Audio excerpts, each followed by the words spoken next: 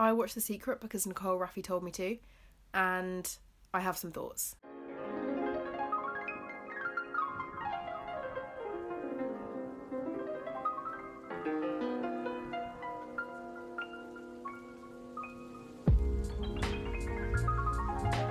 The Secret is a 2006 pseudoscientific documentary film, basically designed to promote the concept of the law of attraction and manifestation. It consists of interviews with a whole host of fun characters who profess that the law of attraction has changed their life and who want to teach you how to use this age-old secret to better your own.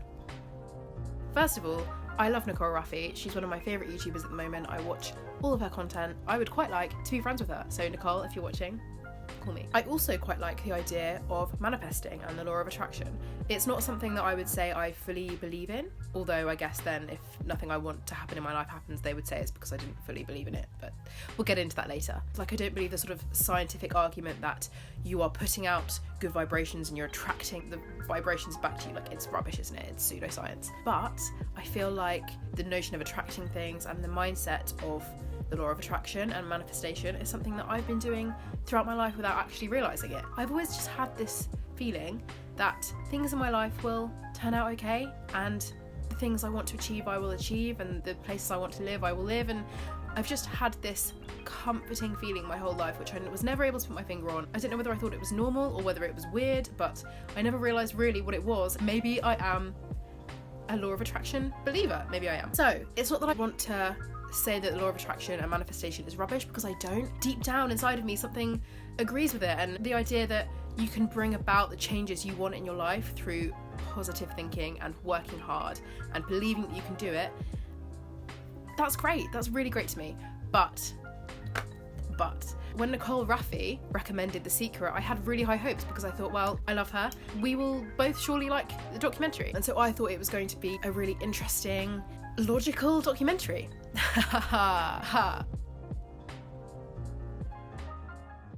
First of all, it's so dramatic. It's odd as well because in both the trailer and the film itself there are these weird over-dramatic scenes where they've clearly tried really hard to be cinematic but their budget wouldn't allow it. But then the actual content of the documentary is just people sitting in front of a green screen and talking about their own experiences. They don't go to visit anyone or do any really deep historical analysis, despite all the historical content of the trailer. It's just people chatting, really, for 1 hour, 31 minutes too long. There's also annoying whispered quotes all the way throughout, which are really cringy. It is just people talking about their experiences with the law of attraction in front of this green screen that looks like, you know, when in history in school you would like crumple a bit of paper and tea stain it to make it look like it's an old artifact, like it's old parchment paper. It was like that background with like writings on the back and like inspirational quotes and symbols and stuff to make it look really like authoritative and like an ancient time old secret that's being kept from you, but all the geniuses knew about it. So it's them talking in front of this green screen, and then it is cutaway clips of terrible, may I say, terrible actors acting out the things they're talking about. The intro to this program is so long. It's just like this dramatic, like there's shoots of light. I'm doing a lot of hand motions, sorry about that. It's a lot. And from the opening few minutes, I just couldn't take it seriously. They could have gone about it in such a more mature and realistic way and I would have been on board, but it's very clear they're just targeting a very specific audience. So that kind of let me down straight away. And also a lot of these cutaway clips are very materialistic. I don't know, but I myself see the law of attraction and manifestation as something that isn't about just like items. I feel like you should be manifesting more than what you want for Christmas. Do you know what I mean? In the cutaway clips, you see a woman looking in a window, staring at a diamond necklace and wishing for that necklace. And then a few days later, she's gifted the necklace. And you see a little boy wanting a bike for Christmas. And then he ends up getting the bike. And it's like, I mean, you could have gone for more than that. You could have had a better message than, you can use this to get the material things you want in life. Which, you know, I love stuff. I love buying things. But it just sort of trivialized it, I thought. You have these people saying how it's changed their lives and it's changed their entire being and their family's lives. But then you have these cutaway clips of a girl wanting a necklace. I don't know. Just seemed to be two different tones combating with each other. Anyway, they have just like, I would say maybe 10 or 12, maybe more, people giving their stories. And first of all, most of them don't really have a real job title. There was a feng shui associate or something. And then they try to throw in a lot of scientific titles. So they have a few quantum physicists in there. They have like Dr. So-and-so or so-and-so, PhD, LBC, BTW, you know, all those letters that prove somebody's important and intelligent. But then I looked into it, and a lot of these people, like there's one who is called Dr. somebody, I think Michael Beckwith, but he's not like a scientific doctor, he's like a doctor of spiritual healing. So I think the sort of authoritative titles that they give you are in themselves quite misleading, because, you know, what is a doctor of spiritual healing doesn't really mean much, does it? The first thing that I think really irked me, that somebody said in this documentary, was that everything, and he stresses, and I mean everything that happens to you, you've attracted into your life. And then he goes on to say, including a car crash.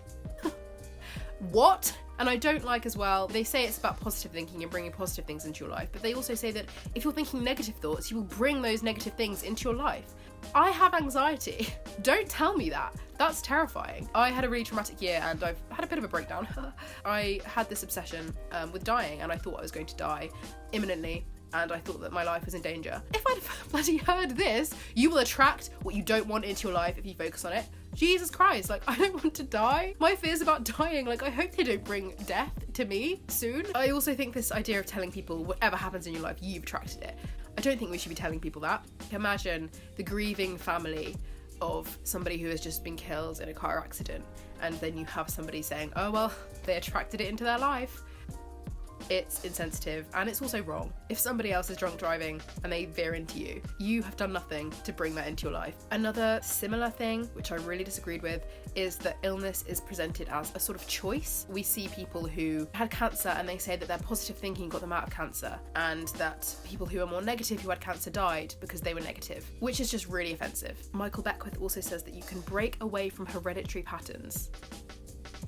Cheers, scientists are crying now. You can't. You can't change your likelihood of getting cancer just by being positive. You know, if you're predisposed to familial breast cancer, being positive ain't gonna change that, honey. I know that a positive mindset can get people through really, really tough things and times, but if you have terminal cancer, you can be the most positive person in the world, but you can't stop that from killing you. There was also a lot about talking about your problems as bringing these problems into the universe, and you're being negative and you're welcoming them into you, and the universe doesn't hear that you don't like these problems. The universe just hears about these problems, and so you're going to attract more of these problems into your life. Well, if that's the case, then why is therapy so effective? I don't know if I'd have got through this year if I hadn't have had a bit of counselling. I don't believe that talking about negative things brings more negative things into your life. I think it can be a very healing and a very therapeutic process. So, Jack Canfield also says that people who come from traumatic and abusive families, talking about their trauma means they are playing the victim, and he says that they aren't special. He thinks he has the right to say this because he came from an abusive and traumatic family background. But, yikes. Very problematic thing to say. Not on board with that. He says that if you don't focus on your past and your trauma, then it will just fall away, which is so damaging. I go back to my therapy point. Ignoring and burying things is not a good thing to do for your mental health. Please don't listen to this man. Please don't.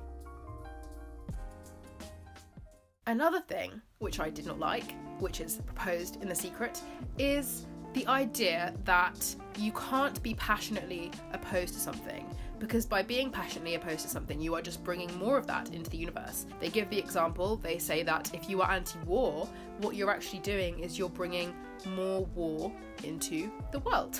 I quote, "The anti-war movement has actually created more war." This is a quote from Jack Canfield, the guy who wrote Chicken Soup for the Soul.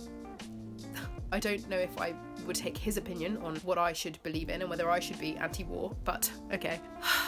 I just think you have to be opposed to some things in life. You know, how do you have a moral code without being passionately opposed to injustice and violence and cruelty? I don't understand this. But their explanation for it is that, well, instead of being anti-war, you become pro-peace.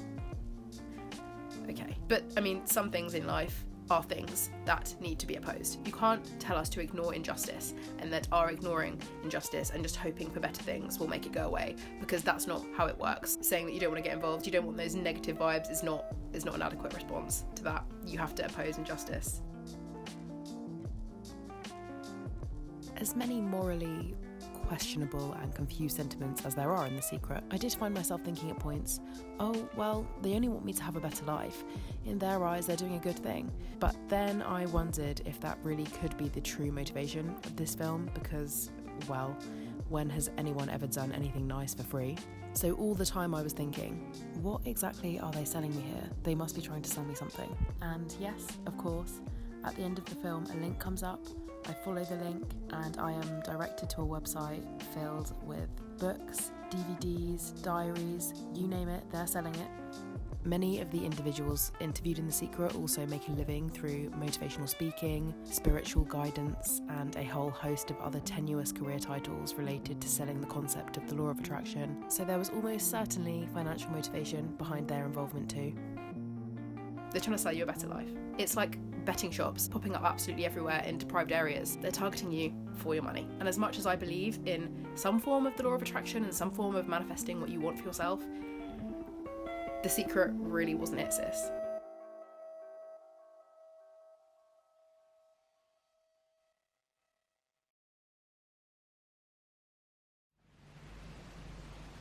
Well, I look like Steve Jobs.